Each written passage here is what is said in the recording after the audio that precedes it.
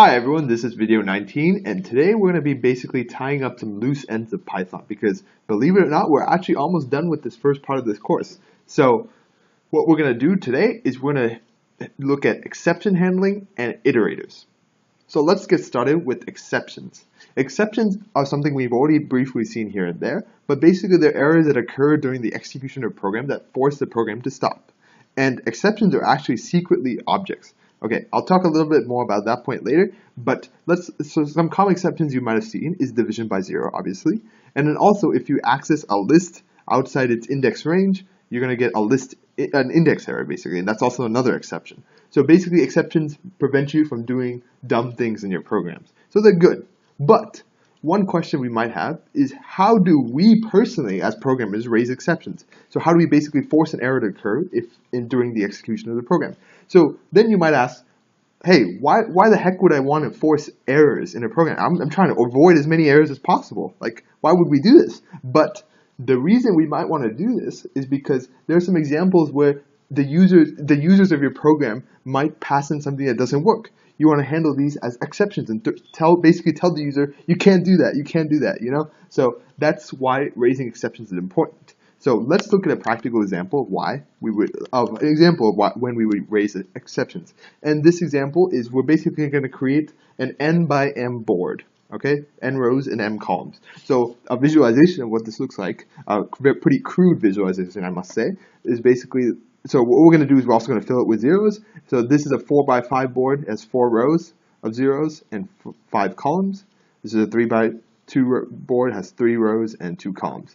And the way they look like in Python is they look as such. So rows and columns can be very confusing topics, even though they're technically pretty simple. But even I get confused between them sometimes. So the way I like to think of it, like the way that forces me to remember, is just remember the length of the outside list, like the entire list. The length of that always has to equal the rows.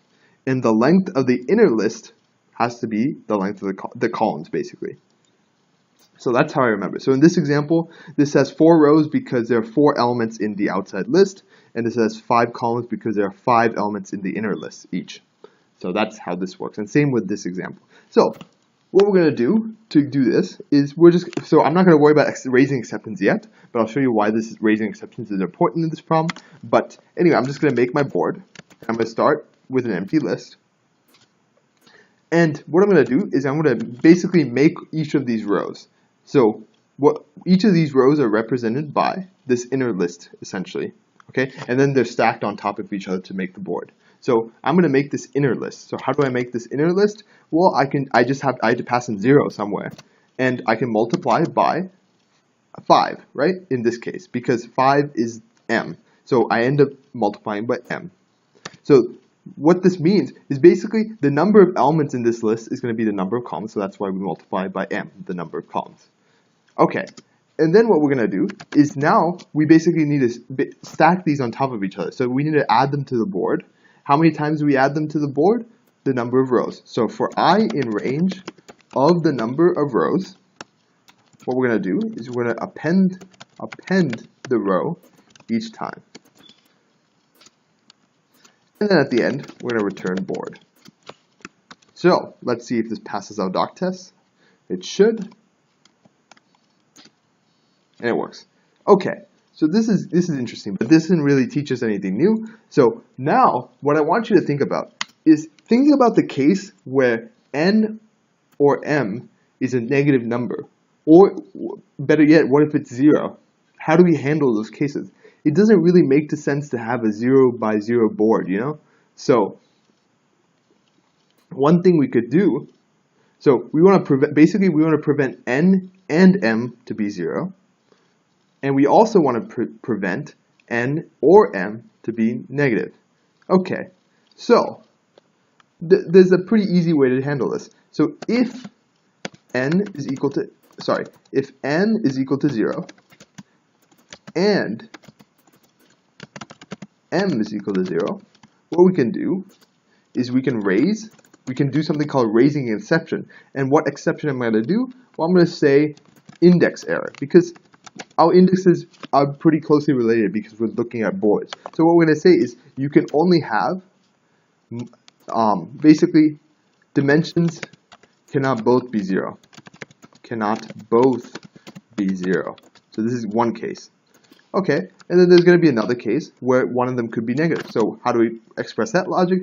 If n is less than 0 or m is less than 0, we can also raise an index error. Index error. And what we basically have to say, dimensions must be positive. Actually, better yet, dimensions cannot be negative. So what this message inside basically says, hey, when I display this error, what message am I going to have alongside it? So if you remember, if we do something like for example, let me just show you a quick example. If we do 1 divided by 0, we get a 0 division error, and it gives us a message, division by 0. So that's the message inside this. And the reason we can raise index errors is such because what we're basically doing is we're constructing an error. We're basically constructing an error because an index error is actually a class, okay? And it's a class that inherits from this huge class called exception that has all the exceptions in it. And what this does now is we created an object of this particular class, and then we basically raise it. So raising it means we cause the program to stop execution right then and there and show this error. Okay, so now let's see how this works. So this changes. So our doc test is still going to pass fine. Like everything's the tests are going to be fine because these are valid cases. But now what we want to do is we want to show that there's cases where in the cases that it doesn't work. So like something like if I pass in 0 and 0, it doesn't make sense to have a 0 by 0 board. So what I'm going to do is it says index error, dimensions cannot be both 0. So hey, that's our error right there.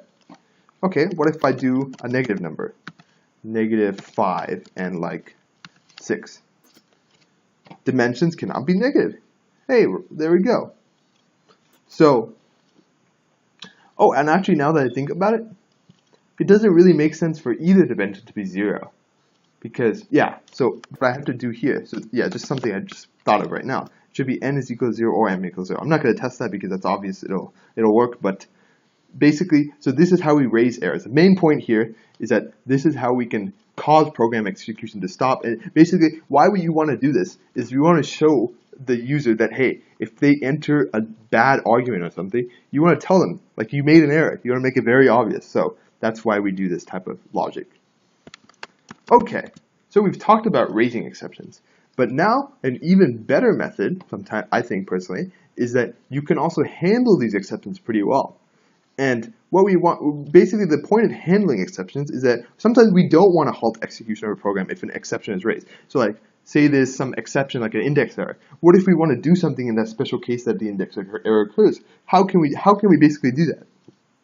And the answer to this is we can handle exceptions. And I think the best way to demonstrate this idea is just go through an example. And this example is going to be a special invert function. So what we're going to do with this invert function is basically we're going to return 1 divided by x, but there's going to, of course, we can't divide by 0. So in the case that we pass in 0, we want to return 1. So that's going to be interesting. Well, let's first think of a most obvious answer to this. What if we just return 1 by x? This is obviously not going to work, but let's see what happens. So if we do invert of like something like 10, this will work perfectly. But if we do invert of 0, we get a 0 division error. So basically, what I want right now is if I do invert of 0, I want it to return 1. How can I do that? How can I get rid of this error? So the only way to do that is you have to do exception handling. And exception handling is something where we use something called a try except clause. So what we're going to do is we're basically going to tell, hey, program, I want you to try to do this, okay? But in the case that something goes wrong, so what this means is if an exception occurs, I want you to take that exception and ignore it and do something else. So that's basically what it's going to do. So in this case, what's our exception going to be? 0 division error. So we're going to basically take out 0 division error. So we get a 0 division error, and we're going to actually cast it as an object. So what this means is we're just going to do 0 division error as E, a name. It doesn't really matter. But this, I'll talk about why we do this later, but what we can do now is basically this tells the program, hey, a zero division error might occur, and in that case, I want you to do whatever in the except clause. So what do I want to do? I just want to return 1. So watch the magic occur. So let's run this again. If we do invert 10, still works, and now if we do invert 0, we don't get a zero division error, we get 1, which is what we want. Okay. So what's the deal with this E business? This doesn't really make any sense. Well, what this does is, remember, I said exceptions are objects. So this basically binds this E to the object. And one thing we can do with objects is we can print them. And remember, whenever we print an object, we get the value of the stir function, which we talked about in the representation video. But what this means, so now if I want to get some more details about the exception that I just handled, I can do this, and so in the invert 0 case, I get division by 0. So that's one thing you can do. You can do many things with this error. I think there's also one where you can actually like cause the error to occur, so that might be useful sometimes. But basically, another huge thing about exception handling that makes it very useful is when you're trying to fix things in your code, like you have bugs, or bugs are basically errors in logic. So if you want a function to do something but it's not working, what you can do is you can try what's not working, and then if you end up getting an error, you can basically handle that appropriately and say, hey, I got an error, and you know exactly where in the program that this happened. So try and accept statements are basically very useful in debugging or dealing with any types of exceptions. All right, so this is our first time we've seen the try except clause. So what the execution rules for this is that we execute the try suit, and then if it's the case that an exception occurs and the except clause exists and the exception that we have is valid exception. So what does it mean to be a valid exception? Remember I said an exception is a class, and basically whatever exception we've defined, it has to be inherited from the base class, which is the exception class. So there's a special class in Python called exception. As long as the error that like the zero division error inherits from exception, so that works. So basically this is, if you want to ignore all that, basically the exception has to be a valid exception. You can't just make up some random exception that you want to throw. That doesn't work. So that's the key thing there. And then at the end, you want to execute the except suite once you have all these 3 criteria have been met.